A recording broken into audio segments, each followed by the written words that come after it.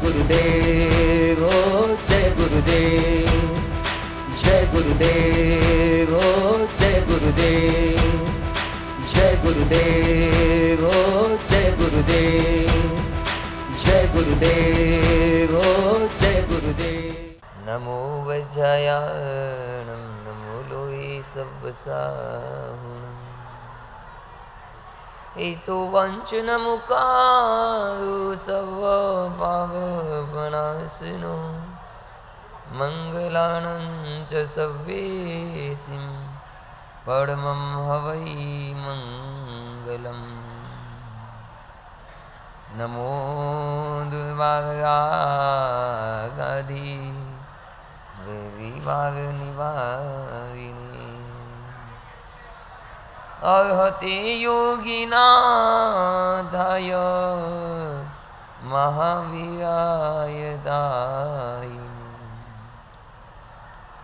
अज्ञानतिमिरान्धानं ज्ञानञ्जनशलाकया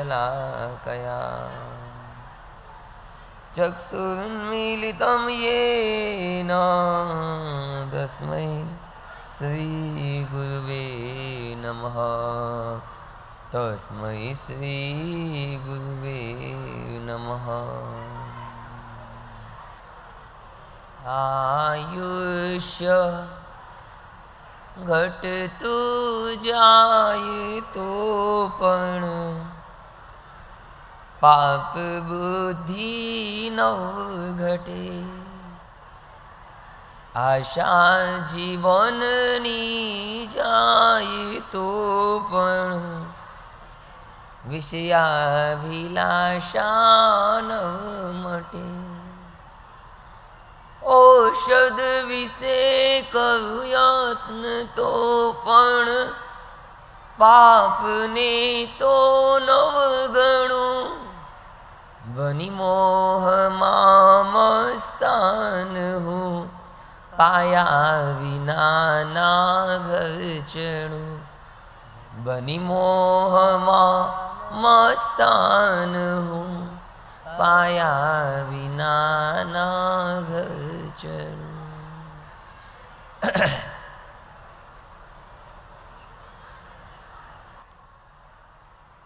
दुनिया में वाटरप्रूफ बहुत सी चीज़ें होती है। वाटरप्रूफ होने के कारण पानी कितना भी पड़ता है तो उससे असर नहीं होती है। जैसे अपना भी मंडप, जिस मंडप में तुम बैठे हो ना, वो वाटरप्रूफ मंडप है। बाहर कितना भी पानी बरसेगा लेकिन तुम्हारे ऊपर एक बूंद भी नहीं आएगी। आएगी क्या? क्यों? बोलो क्यों? वाटरप्रूफ है। कौन? मंडप। मंडप वाटरप्रूफ है। उस मंडप के नीचे तुम बैठे हो, पानी ऊपर से बरसेगा, कितना भी बरसेगा तो भी तुम्हें गीला नहीं कर सकता। इसी तरह फायर प्रूफ होता है। कोई चीजें फायर प्रूफ होती है, कितनी भी आग लग जाएगी लेकिन उसे जलाने की ताकत किसी की नहीं रहेगी। फायर प्रूफ मंडप होता है तो भले पूरी दुनिया में आग लग जाए लेकिन उस मंडप में जो बैठा होगा ना, उसका आग कुछ भी नहीं बिगाड़ सकती। इसी तरह साउंड प्रूफ होता है। साउंड प्रूफ ऐसी जगह होती है, बाहर कितने भी ढोल बजेंगे लेकिन अंदर वाले को कोई असर नहीं होगी। बाहर कितनी भी धमाल होगी, कितनी भी आवाज़ होगी, कुछ भी होगा, उस साउंड प्रूफ मंडप में जो बैठा है उसे उस साउंड की कोई असर नहीं होगी। और दुनिया में कितने लोग ऐसे हैं उपदेश प्रूफ। क्या? उपदेश प्रूफ। उनको दुनिया में कितना भी उपदेश दो, कितनी भी अच्छी बातें कहो, कितनी भी भगवान के वचन सुनाओ, लेकिन उनको कोई असर नहीं। अब इसमें तुम्हारा नंबर तो लगता नहीं, ये सोच लेना थोड़ा सा। वाटर प्रूफ नहीं है हम, फायर प्रूफ नहीं है, साउंड प्रूफ नहीं है, लेकिन उपदेश प्रूफ तो नहीं हो न तुम लोग। नहीं तो कहीं मेरी मेहनत में पानी ना फिर जाए। फिर भी मेरा काम तो माल देना है। माल मेरा भी नहीं है, माल भगवान महावीर का है।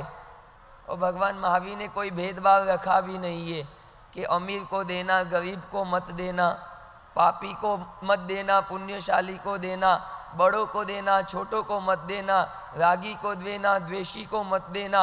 ऐसा कोई भेदभाव भगवान ने कभी स्वयं की उपस्थिति में रखा नहीं। जो जीव भगवान की शरण में आए, जो संवत शरण में आए, भले वो देवलोक का देव, भले वो त्रियंश का जीव और भले वो मनुष्य क्यों न हो, भगवान ने सबको समान रूप से देशना दी।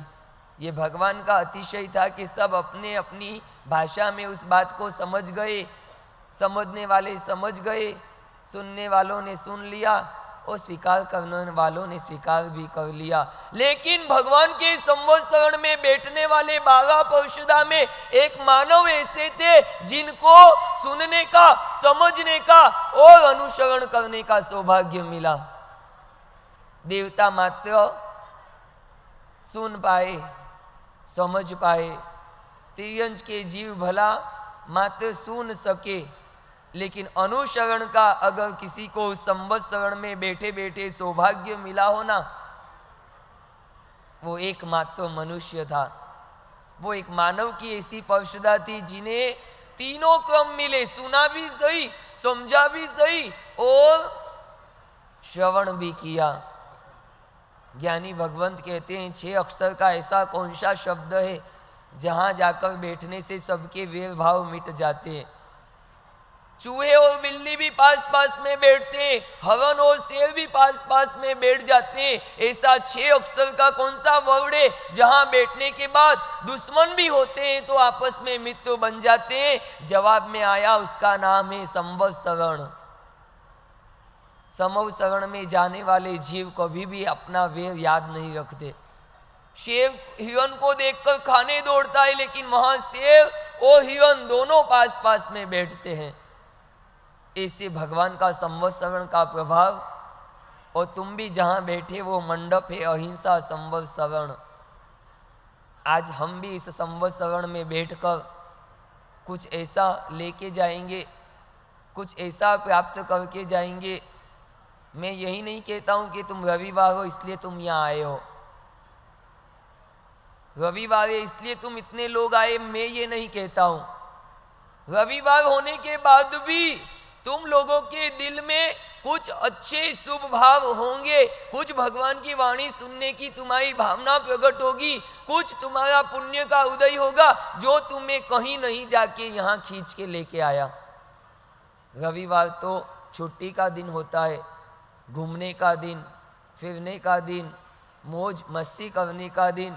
ऐसे रविवार को भी तुमने अपने जीवन का एक सुंदर अवसर प्रदान किया और भगवान की वाणी सुनने के लिए आप यहाँ तक पहुँचे, ये आपका पुण्योदय है। अब मैं आपको कुछ कहूँ और आप मान लो तो ये मेरा पुण्योदय होगा। समझ में आ रहा है ना? मैं पापों का प्रक्षालन, आज का प्रवचन, पाप किसको कहना, जो भी जीवन में तुम्हारे अनुकूल बन रहा है ना, आज तुम्हारा शरीर स्वस्थ है, आज तुम्हारे पास संपत्ति है, आज तुम्हारे पास गाड़ी है, बंगला है, स्वजन है, जितना भी तुम्हारा बाह्य वैभव जिसके कारण तुम अपने आप को सुखी मान रहे हो, वो सब तुम्हारे पुण्य का उदय समझना। और पुण्य का प्रोडक्शन होता है कहाँ से? तो कहते हैं धर्म के कारण। पूर्व भव में इस जीव ने कोई धर्म की आराधना की जिसके कारण पुण्य बंधा, और उस पुण्य के प्रभाव से आज तुम्हारे जीवन में जो अनुकूलता दिख रही है वो सब पुण्य का उदय समझना। मानव बन जाने मात्र से कोई सुखी नहीं होता है। कितने मानव बनकर भी दुखी है, आंख से अंधे हैं तो कान से बहरे भी है, मुंह से गूंगे हैं तो हाथ पैर को पैरालिसिस भी हो गया है। दुनिया में मानव बनकर भी दुखी जीव देखना हो तो कभी हॉस्पिटल की खबर लेकर आना, वहां जाके तुम्हें पता चलेगा कि पुण्य और पाप का भेद क्या होता है। दुनिया में जब पाप का उदय आता है तब व्यक्ति सुखी में से कब दुखी हो जाता पता नहीं चलता है। करोड़पति आज हो, कल का दिन उसके लिए रोड़पति बनने का भी हो सकता है। ये पाप एक ऐसी चीज है, जब उदय आता है ना तो एकदम पूरी परिस्थिति को बदल देता है। आज हंसते हो, कल तुम्हें रोता बना देगा। आज तुम खुश हो, कल तुम्हें नाखुश कर देगा। आज तुम हंस रहे हो तो कल हंसोगे कि नहीं हंसोगे ये भी तुम्हें पता नहीं। ज्ञानियों ने कहा, पाप आज करोगे, फल उसका न जाने कब मिलेगा। न जाने कब मिलेगा वो तो पता नहीं, लेकिन मिलेगा अवश्य ये तो पता होना चाहिए। पाप आज छोटा सा होगा, लेकिन उसका जब फल मिलेगा ना, वो फल बहुत बड़ा हो जाएगा। सो गणो बदलो મળે છે પાપનો, એ વચનને માન આપ્યું હોત તો પાપ કરતા माप राख्यू होत तो। पाप करते समय माप नहीं रखा, और जब उसका फल मिला तब सोचोगे, अगर पाप करते समय थोड़ा सा माप नक्की कर दिया होता तो आज ये दशा मेरी नहीं होती। पुण्य करते समय कोई हिसाब मत रखना, लेकिन पाप करते समय कदम कदम का एक एक पाई का हिसाब रखना। एक क्षण का भी अगर पाप होगा और उसका प्रायश्चित नहीं हुआ तो जीवन में उसका फल कितना बड़ा होगा ये तो तुम्हारे जीवन में तुम स्वयं भी अनुभव कर सकते हो। भगवान को जाकर रोज एक प्रार्थना करना। करोगे? भगवान को जाकर प्रार्थना करोगे? जो मैं कहूं वो करोगे? करोगे तो मैं कहूं, रोज सुबह उठकर भगवान को एक प्रार्थना जरूर करना, भगवान मुझे हिसाब में भले कच्चा रखना। करोगे? करोगे? क्या बोल रहा हूं मैं, समझ में आ रहा है? भगवान मुझे हिसाब में भले कच्चा रखना। हिसाब में कच्चे का मतलब समझते हो ना? 15 तिया 75 ऐसे हिसाब करते हो ना तुम लोग? दुकान पे लोग आते हैं तो 15 तिया 75, 10 कम 65, चल 60 में ले जा जा। हिसाब सुबह सुबह बोनी कर देते हो, क्यों? 15 तिया 45 होते हैं, तुम्हारे 75 होते हैं। 75 में से 10 कम 65 और 5 कम दे जा, 60 में ले जा। वो बंदा समझता है 15 रुपये कम लिए और तुमने 15 रुपये ज़्यादा दबा लिए। भगवान मुझे हिसाब में हमेशा कच्चा रखना। पहली लाइन अगर समझ में आती हो तो दूसरी लाइन बोलूं। करोगे प्रार्थना?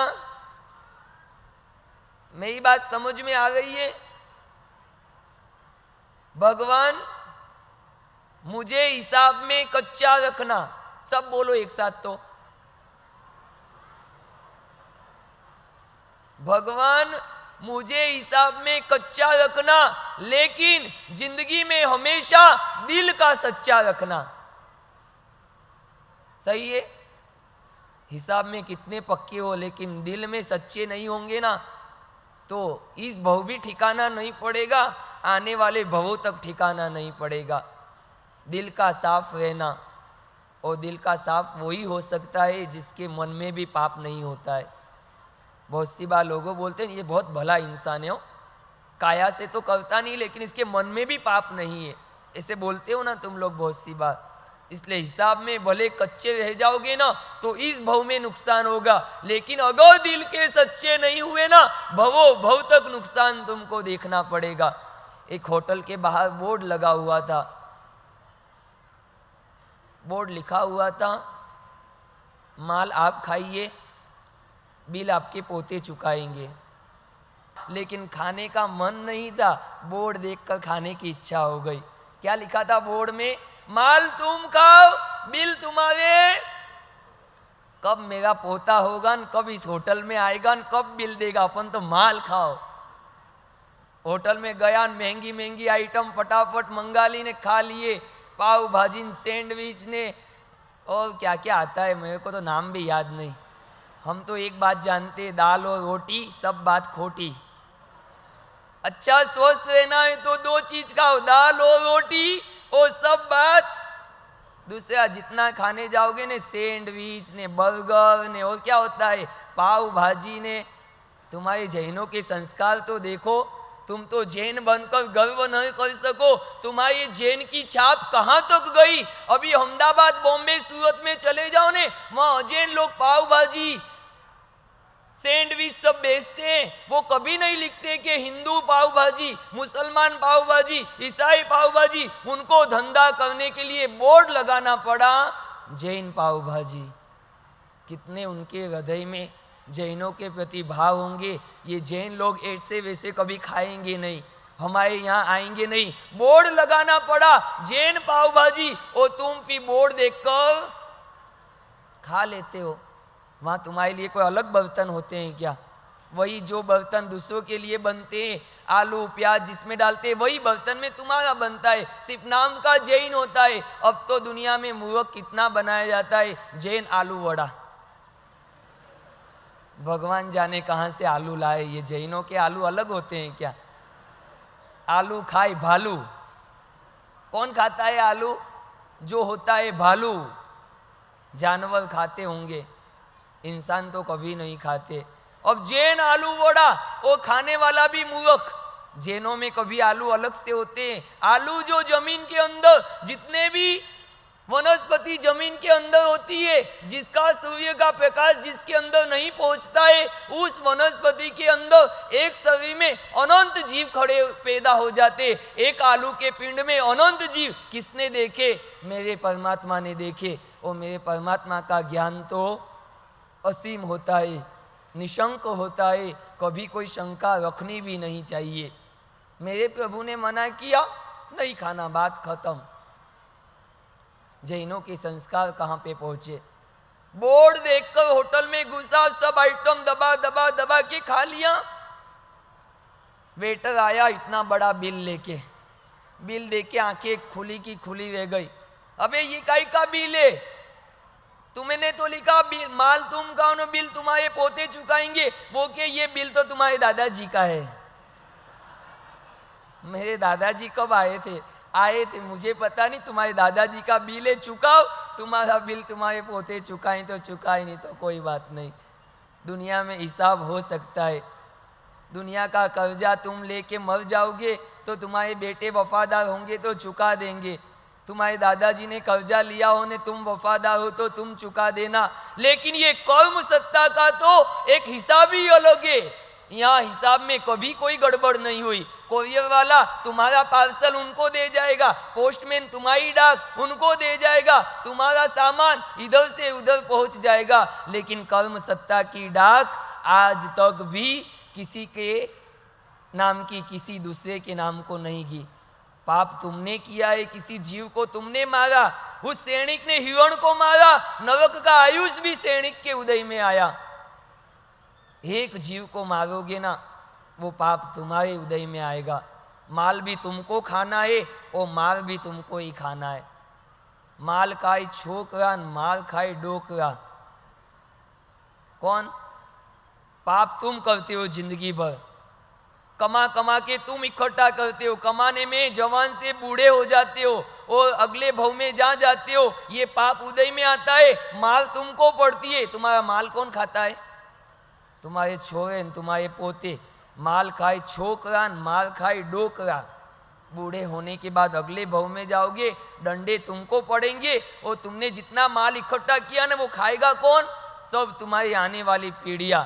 एक भी आके बचाएगा नहीं परमाधामी से, कहेगा नहीं कि छोड़ दो मेरे दादाजी को। यानी कि माल भी तुमको खाना है। मौज तुम करोगे तो मजा तुम्हारी है ने सजा भी तुम्हारी है। किसी जीव को मारा तो पाप, झूठ बोला तो पाप, किसी का माल बिना पूछे लिया तो पाप, और ब्रह्म का सेवन किया तो पाप, अधिक धन इकट्ठा किया तो पाप, क्रोध किया तो पाप, मान किया तो पाप, माया की तो पाप, लोभ किया तो पाप, राग किया तो पाप, द्वेष किया तो पाप, कलह अभ्याख्यान पेशून्य, कलह झगड़ा करना, अभ्याख्यान झूठा आरोप लगाना, पेशून्य यानी कि चुगली करना, पर परिवार एक दूसरे की निंदा करना, और फिर आता है रति अरति सुख में खुश होना, दुख में दुखी होना और 18वां सबसे बड़ा 18 पाप स्थानों को का मुखिया कहो तो वो मिथ्यात्व दशा। सही बात सुनने को मिलती है फिर भी स्वीकार नहीं करने देती है। भगवान ने कहा रात्रि भोजन नहीं करना चाहिए, फिर भी तुमको कौन मानने नहीं देता। ये मिथ्यात्व ऐसा आके खड़ा है, सही बात सुनने देगा लेकिन मानने नहीं देगा तुमको। ये 18 पाप स्थानक, दिन भर में रोज पापों का सेवन होता है।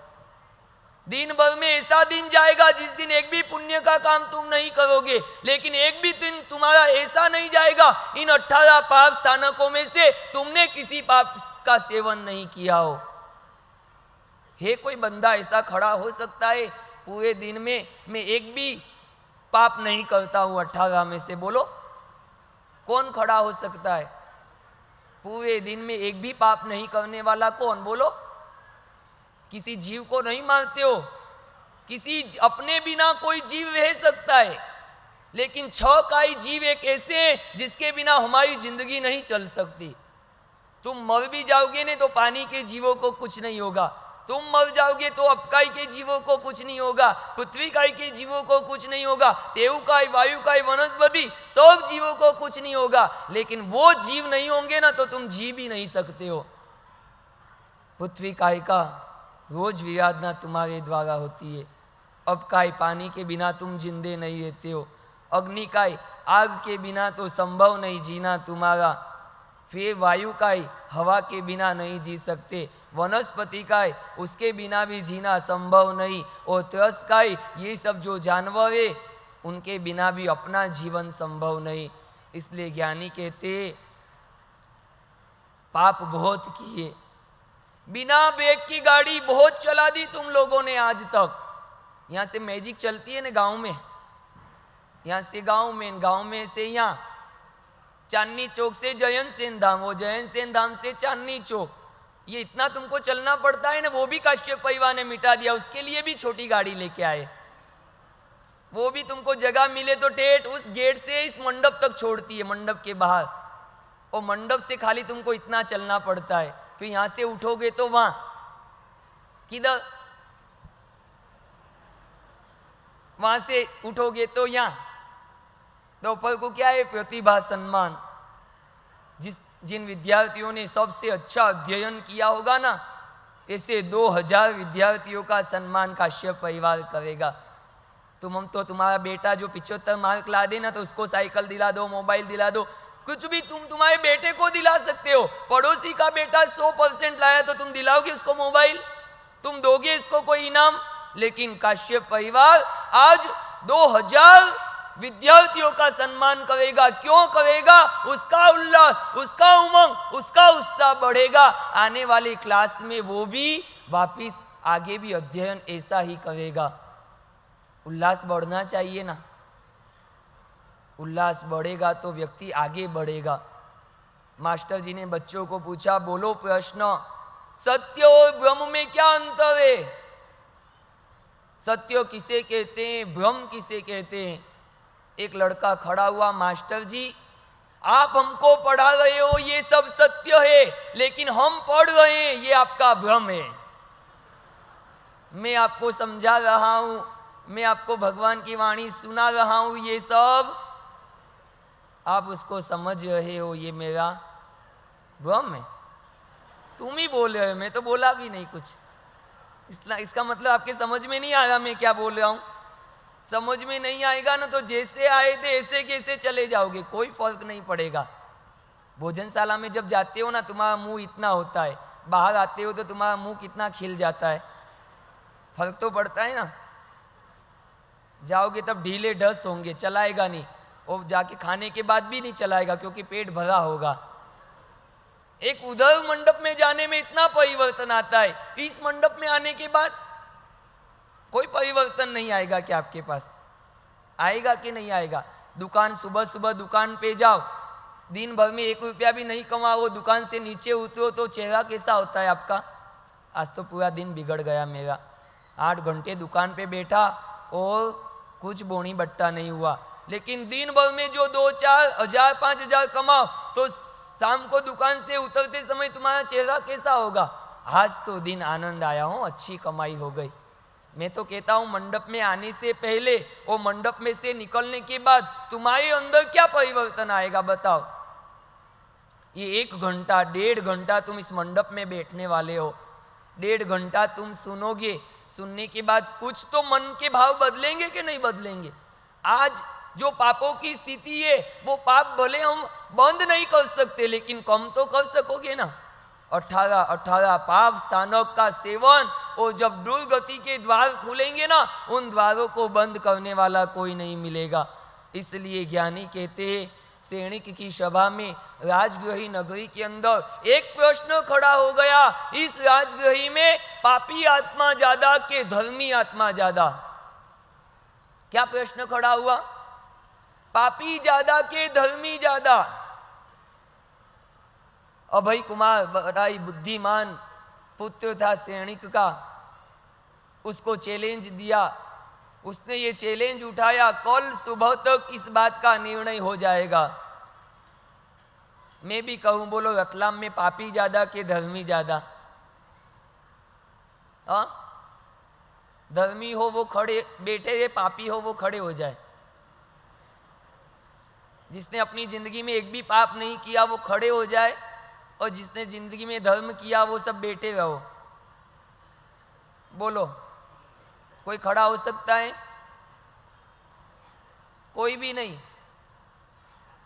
एक भी नहीं खड़े होंगे। कई बाबूजी, हीरा भाई नहीं खड़े होंगे। पापी हो वो खड़े रहो, धर्मी हो वो बैठ जाओ। अभय कुमार के सामने भी बड़ा प्रश्न खड़ा हो गया।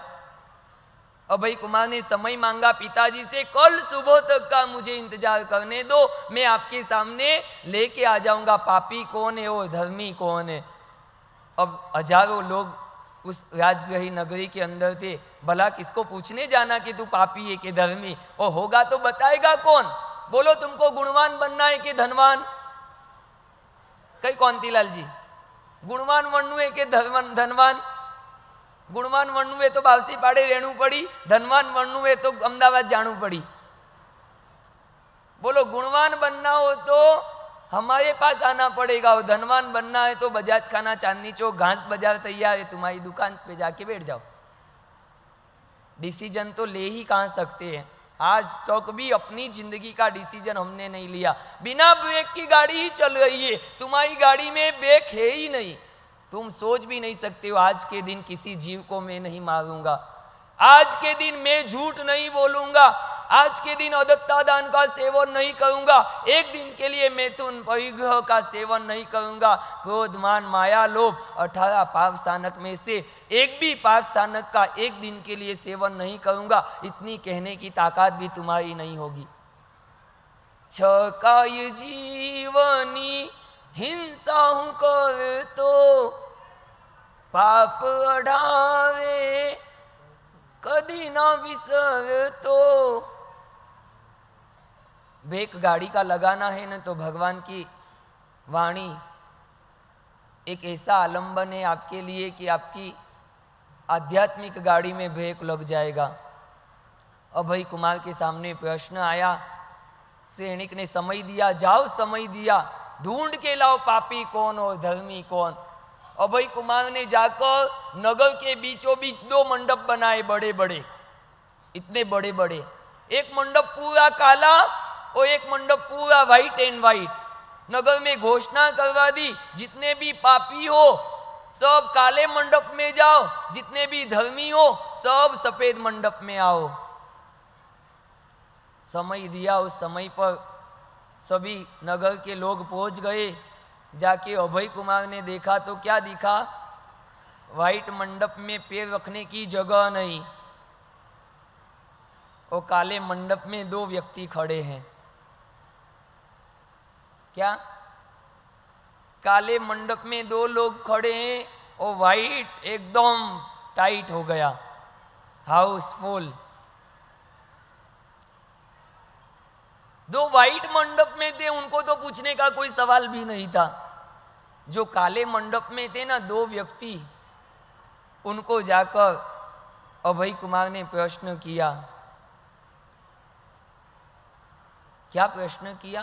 तुमने भला ऐसा क्या पाप कर दिया? उसने कहा,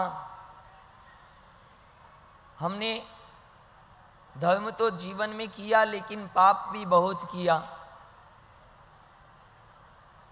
इतना पाप किया जिसका हमें दुख भी बहुत है। किसान बना लेकिन खेती में गड़बड़ की, माल भी अच्छा भी बेचा, खराब भी बेचा। बनिया हो के व्यापार में भी हमने माल में आगे पीछे कर दिया। धर्म किया लेकिन पाप भी बहुत किया, उसका पश्चाताप भी हमको बहुत है। और काला मंडप तो पूरा भरा पड़ा था। उनको जाके पूछा, तुमने क्या किया? वो कि हमने ये काम किया, हमने ये किया, हमने ये किया। सब ने अच्छा अच्छा काम बताया। अभय कुमार सैनिक के पास जाते हैं, जवाब देते हैं कि दुनिया में इस राजगृही नगरी में ऐसे लोग हैं जिन्होंने पाप बहुत किया लेकिन थोड़ा धर्म करके भी अपने आप को वो धर्मी समझ रहे हैं। क्या? पाप बहुत किया है लेकिन थोड़ा धर्म करके अपने आप को वो धर्मी मान रहे। और दो व्यक्ति ऐसे हैं जिन्होंने धर्म बहुत किया लेकिन थोड़ा पाप किया है, उसके कारण वो अपने आप को पापी मान रहे हैं।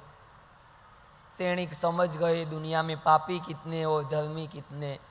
धर्मी वो है जो थोड़ा भी पाप करने पर दुखी होते हैं, थोड़ा भी पाप करने पे जिनके दिल में दुख पश्चाताप होता है, उसे धर्मी कहा गया। और बहुत पाप करने के बाद भी थोड़ा सा धर्म करते और कहते हम तो बड़े धर्मी हैं। अब समझ लो कि धर्मी ज़्यादा के पापी ज़्यादा। हम भी सोच ले, हमारी दिन भर के 24 घंटे 1440 मिनट 86,400 सेकंड आपके पास है। बताओ उस सेकंड में धर्म ज़्यादा है या पाप ज़्यादा है? क्या ज़्यादा है?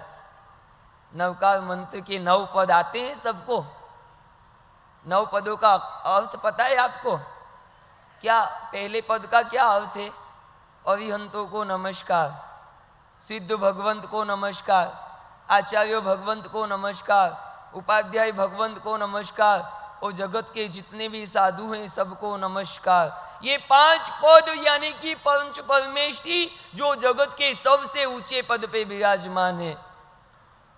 अब पांचों को नमस्कार करो, लेकिन तुम तो बनिए हो, बिना फायदे का काम कभी करते हो क्या? तुम्हें जिस काम में फायदा हो वही काम तुम करोगे कि बिना फायदा का करोगे? जो काम करने से तुम्हें कुछ फल मिलता हो वही करोगे कि फल नहीं मिलता वो भी करोगे? बोलो। जैन से धाम आने का फल क्या? फल क्या यहाँ आने का? बोलो ना, फल कुछ मिल रहा है तुमको आने का? आने के 3 किलोमीटर, जाने के 3 किलोमीटर, 2 घंटे यहाँ पे बैठना, फल क्या? बिना फल के तो तुम कभी नहीं आते हो यहाँ पे। फल है यहाँ पे भगवान की वाणी सुनने को मिलेगी। भगवान की वाणी और माल पानी एक शरीर को तृप्त करेगा, एक आत्मा को तृप्त करेगा। भगवान की वाणी जो आत्मा का हित करेगी, भोजन जो मात्र शरीर का पोषण करेगी। फल तो है ना, नवकार के पंच परमेष्ठी का भी फल तुमको मिलता हो तो आगे के 4 पद जिसको चूलिका कहते, चूलिका का मतलब होता है शिखर। शिखर का मतलब होता है मंदिर पूरा होने के ऊपर बनता है ना शिखर। शिखर बन गया तो समझ लेना मंदिर कंप्लीट हो गया। अब 5 परमेष्ठियों को नमस्कार करने से भला फल क्या मिलता है? तो कहते हैं ऐसो पंच नमुकारो। क्या फल है? सव पाव पणासनो। इन 5 को किया गया नमस्कार सब पापों का क्या करता है? नाश कर देता है। मंगलानंच सव्वेसी पढ़मम हवई मंगलम। दुनिया में जितने भी मंगल है उन सब मंगलों में सबसे पहला मंगल कौन? तो ये नवकार महामंत्र। मम पापम गालियति इति मंगलम, जो मेरे पापों का गलन कर दे उसे मंगल कहते हैं। ओ नवकार एक ऐसा प्रभावशाली नवकार है जो आने वाली सप्तमी से 9 दिन के लिए ये पूरा मंडप नवकारमय बन जाएगा। व्हाइट एंड व्हाइट सब आराधक यहाँ पे बैठेंगे। एकादशी की प्रतिदिन आराधना होगी। रोज की 20 माला का जाप, यानी कि एक दिन में 2000 नवकार, 9 दिन के अंदर 2000 लोग यहाँ पे नवकार गिनेंगे। करोड़ों नवकार महामंत्र से ये भूमि पावन होने वाली है। नवकार का एक एक शब्द जिसपे करोड़ों देवी देवताओं का वास है, ऐसे नवकार के 68 अक्षर और एक एक मंत्र का यहाँ पे 9 दिन तक अखंड जाप चलेगा। बीच में भगवान की अंजन शलाका के 5-5 कल्याणक इसी मंडप में मनाए जाएंगे। धन्य होने का अवसर, इस भूमि को पावन बनने का अवसर, ऐसी नवकार महामंत्र की आराधना यहाँ पे होने वाली है। ऐसो पंच नमुकारो सव पाव प्रणाशनो, इन 5 को किया गया नमस्कार क्या करता है? फल रखाए, सव पाव प्रणाशनो, सब पापों का नाश कर देता है। अब तुम कहो हम तो जन्म से नवकार गिन रहे, तो हमारी जिंदगी में तो एक भी पाप नहीं होना चाहिए। अब बोलो, इन 5 को किया गया नमस्कार जो सब पापों का नाश कर देता है, तो यहां से हमारा मोक्ष फाइनल। बराबर, ताकत तो वो ही है, लेकिन वो जो लिखी है ना 2 लाइन, उसका अर्थ समझने की कोशिश करो। सामर्थ्य योग, एक होता है इच्छा योग और एक होता है शास्त्र योग। शास्त्र में बताया है तद अनुसार नमस्कार करो, तुम्हारी इच्छा प्रकट हो तद अनुरूप नमस्कार करो। एक सामर्थ्य योग होता है सबसे ऊंचा, उस सामर्थ्य योग से जब नमस्कार होता है तब जाके सब पाव प्रणाशनो, सब पापों का नाश हो जाता है। सामर्थ्य योग हमारे में है कहाँ? इतना सामर्थ्य हमारे में प्रकट कहाँ हुआ है कि उस सामर्थ्य के बल से हम नमस्कार कर सके। वो नमस्कार होने के बाद जीव के अंदर फिर किसी भी चीज की अपेक्षा नहीं रहती है, किसी चीज का भाव, किसी चीज की इच्छाएं प्रकट नहीं होती है। बस पापों का नाश करना, संसार से मुक्ति चाहिए मुझे। अपनी तो इच्छाएं पूरी भी कहाँ होती है, पाप नाश होता है, ये प्रभाव सही है, लेकिन उसको कैसे अनुसरण करना, वो सामर्थ्य योग प्रकट करने के लिए इच्छा योग का अनुसरण करो। भाव पूर्वक रोज नमस्कार करते जाओ। एक दिन ऐसा आएगा जो उल्लास और भाव पूर्वक नमस्कार होगा, तुम्हारे सब पाप नष्ट हो जाएंगे। वो समय आने में बड़ा समय लगेगा। शत्रुंजय चढ़ते चढ़ते एक बेटे ने पिताजी को प्रश्न पूछ लिया, पापा ये भगवान इतने ऊंचे क्यों बैठते हैं? क्या पूछा? पापा ये भगवान इतने ऊंचे क्यों, हम इतने नीचे क्यों? ये भगवान नीचे क्यों नहीं आते कभी धरती पर?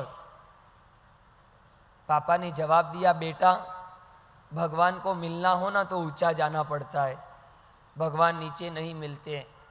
और ऊंचे जाने के लिए चढ़ाई करना पड़ती है, और चढ़ाई करने के लिए पहले हल्का बनना पड़ता है। वो हल्का जीव वही होता है जो पापों से मुक्त होता है। यानी कि पाप को छोड़ो और फिर चढ़ाई करने का प्रयत्न करो। एक समय ऐसा आएगा तुमको शिखर पर बैठने वाले भगवान अवश्य मिल जाएंगे। अभी तुम चढ़ रहे हो, चढ़ते चढ़ते क्या होगा? अभी तुम हो आत्मा, वहां तक चढ़ोगे वहां तक तुम खुद भी बन जाओगे परमात्मा। पहला शब्द होता है दासोहम, मैं उनका दास हूं। फिर दास सोहम से दा हटता है सोहम, तू और मैं दोनों एक है। फिर सोहम भी हट जाता है, वो जो है वो ही मैं हूं। मैं भी एक दिन परमात्मा बन जाऊंगा, लेकिन कब? जब मैं इन पापों का त्याग कर दूंगा। अब एक बात तुमको कहना चाहता हूं, छोटा बच्चा जब होता है ना, छोटा बच्चा गंदगी में हाथ डालता है, पता है आपको? उसके लिए अच्छे बुरे का अभी कोई बोध नहीं है, वो विष्ठा में भी हाथ डाल सकता है। मिठाई में भी हाथ डाल सकता है, लेकिन उसकी उस गलती को लेकर उसकी माँ हमेशा उसको माफ कर देगी। वो गंदगी में हाथ डालेगा तो माँ उसको मारेगी क्या? क्यों? छोटा बच्चा है, भले गंदी में हाथ डाला, उसे माफ कर दिया। वापिस उसने दूसरी बार हाथ डाला, मम्मी उस हाथ को साफ भी कर देगी। बेटा है, छोटा है, नहीं समझता है, डाल दिया, मम्मी ने हाथ धोकर साफ कर दिए। मम्मी रसोई घर में रसोई बनाती होगी, बेटा बाहर खेलता होगा, मम्मी रसोई बनाते बनाते बेटे को याद करेगी, मेरा बेटा कहीं गंदगी में गंदा ना हो जाए। करेगी ना? रसोई वहां बनाएगी, बेटा बाहर होगा, फिर भी माँ याद करेगी बेटा कहीं गंदा ना हो जाए। अपने साथ भी एक ऐसी घटना ही घट रही है। हम बस उम्र में बड़े हो गए, लेकिन अभी पापों के क्षेत्र में तो हम बच्चे जैसे ही। तुमको भगवान ने जो नहीं कहा वो गलती आज भी तुम कर रहे हो, लेकिन भगवान आज भी तुमको माफ कर रहा है। फिर भगवान ने कहा पाप किया है, चल ये प्रायश्चित कर, तुम्हारी सफाई हो जाएगी। भगवान तुमको साफ भी कर रहा है और भगवान आज भी तुमको याद कर रहा है। 2500 साल के बाद भी भगवान के वचन तुम्हारे पास आए, ये समझ लेना भगवान ने याद किया है तुमको कि कहीं भटक मत जाना इस संसार में। इसलिए भगवान की नजर में आज भी हमारा आचरण उस बालक के जैसा है। आज भी पाप हम उसी तरह कर रहे जैसा पाप हमने अनादि काल में किया है। नहीं समझते थे तो भी किया, आज समझने के बाद भी कर रहे हैं, फिर भी भगवान तुमको माफ कर रहे हैं, भगवान तुमको साफ कर रहे हैं और भगवान तुमको याद भी कर रहे हैं। लेकिन अब थोड़े बड़े हो जाओ। बड़े होना कि नहीं होना है कि बच्चे ही रहोगे? उम्र में बड़े हो जाओगे, लेकिन पाप के क्षेत्र में अगर बच्चे रह गए तो इन पापों को साफ करने का फिर कोई अवसर हमारे जीवन में नहीं मिलेगा। और ज्ञानी भगवंत कहते हैं पापियों से घृणा मत करो, पाप से घृणा करो। पाप एक ऐसी प्रवृत्ति है जिसको हमेशा छोड़ना चाहिए। और ऐसे पापों के क्रम में हम रोज प्रतिक्रमण में बोलते हैं 18 पाप स्थानक, 18 पाप स्थानक माही मारे जीवे जे कोई पाप सेव्यू होय, सेवराव्यू होय ने अनुमोद्यू होय ते सभी हूँ मन वचन काया ए करी। हो गया? बोलने से हल्के हो गए? बोल बोल तो पूरे दिन भर करते हो, बोलने से हल्के हो जाओगे। बोलते समय उन पापों को याद करो, उन पापों का स्मरण करो। दुनिया जितनी पाप करेगी तुम्हारे सिर पर नहीं आएगा। कोई तुम्हारे पास वाला 4 मिठाई ज्यादा खाएगा ना तो पेट का वजन किसका बढ़ेगा, तुम्हारा कि उसका? तुम पास पास में बैठे हो ना कभी खाने के लिए, एक नियम रखना, दूसरे की थाली में कभी मत देखना। देखते हो वो कितना खा रहा है, कभी मत देखो। गुजराती में नवीन भाई एक कહેવત છે, કોઈના ઘરમાં ડાચું ઘાલવું નહીં। क्या? કોઈના ઘરમાં ડાચું ઘાલવું નહીં, અને ડાચું ઘાલો तो પછી ડાચું खोलવું नहीं। किसी के घर को देखना नहीं कभी भी, वो क्या कर रहा है, और देख लो तो कभी बोलना नहीं कि उसने ये किया है। अपनी संभालो, आत्मचिंता उत्तमा, पर चिंता अधमा। दूसरों की चिंता करने वाला अधम होता है, स्वयं की चिंता करने वाला उत्तम कहा गया है। वो 4 रोटी ज्यादा खाएगा ना तो पेट किसका बढ़ेगा? उसका वजन उसका बढ़ेगा, भार उसका बढ़ेगा। तुम्हारे घर का क्या? तुम क्यों चिंता करते हो उसकी? भला तुम तुम्हारी चिंता करो, तुमको कितना खाना है, तुम्हारा माप तुम रखो। सांप से सब डरते हो, इस मंडप में अभी इतना लंबा सांप आ जाए तो तुम क्या करो? बोलो क्या करोगे? मैं बचूंगा और क्या ये कैमरे वाले बच्चे वो भी भाग जाएंगे कैमरे छोड़कर, और टीवी वाले तो रहेंगे, तुम रहोगे के? सांप आएगा ना एक भी तुम ये नहीं रहोगे, हम 3 महाराज साहब रहेंगे बस, ने बाकी कोई दिखे तो दिखे, सब मंडप के बाहर चले जाओगे। बोलो सांप का जितना डर है इतना पाप का है? इतनी अक्खी जिंदगी पाप किया अभी भी डर लगता है तुमको? लगता है? प्राणातिपात नाम का पहला पाप किसी भी जीव को तुमने मारा हो, जानते अजानते, चाहकर नहीं चाहकर, जितने जीवों की विवादना की है, अगर उसका प्रायश्चित नहीं हुआ, आने वाले भव में ऐसे भव मिलेंगे तुम्हें ये इंद्रिया भी नहीं मिलेगी। भगवान के आदेश से गौतम स्वामी गए थे मुगा पुत्र के पास। मुगा पुत्र जिसका नाम था, मुगा नाम की शाविका, उसका पुत्र जन्म लिया, लेकिन जन्म लिया ना कैसा लिया पता है? एक सिर्फ मांस का टुकड़ा, न हाथ न पैर न आंख न कान न मुंह न जीभ, सिर्फ एक मांस का पिंडो ना ऐसा। आंख थी लेकिन सिर्फ छेद, कान थे सिर्फ छेद, मुंह था सिर्फ छेद, और हाथ और पैर तो थे ही नहीं उसके। इससे बेटे को जन्म दिया मुर्गा ने। वो मांस का पिंड इतनी दुर्गंध देता है, खिलाना पिलाना तो कोई हाथ में था नहीं। एक सोने की थाली ली, उसमें दूध डाल दिया, उस मांस के पिंड को रख दिया। धनवान बहुत था, संपन्न परिवार था, लेकिन क्या सुख दे सकता है बोलो उस जीव को? उस जीव को रख दिया घर के नीचे वाले तल घर में, बंद कर दिया। दूध रखते, उस छेद में से दूध वो ग्रहण कर लेता। न बोलना हाथ में, न चलना हाथ में, न देखना हाथ में, न सुनना हाथ में, न कोई क्रिया करने की हाथ में। बस आयुष्य कर्म बलवाने, जहाँ तक रहेगा वो आत्मा उस पिंड में रहेगी, बाकी कोई अंग सुरक्षित नहीं। भगवान ने गौतम स्वामी को भेजा, जाओ मुगा पुत्र को देख के आओ। गौतम स्वामी विहार करके उसके घर पहुँचते हैं, पूछते हैं आपका पुत्र कहाँ पे है? मुर्गा पूछती है मेरा पुत्र? आपको उसके बारे में किसने बताया? कहा मेरे प्रभु ने बताया है। अच्छा, परमात्मा ने अपने ज्ञान में देखकर बताया होगा, लेकिन उसे देखने जैसा नहीं है। फिर भी मुझे भगवान की आज्ञा है, एक बार मुझे उसे देखना है। तो तल घर का दरवाजा खोलती है और वो गौतम स्वामी को कहते हैं आपका नाक बंद कर लो, आप इस दुर्गंध को सहन नहीं कर पाओगे। गौतम स्वामी के कोई बात नहीं, मुझे देखना है।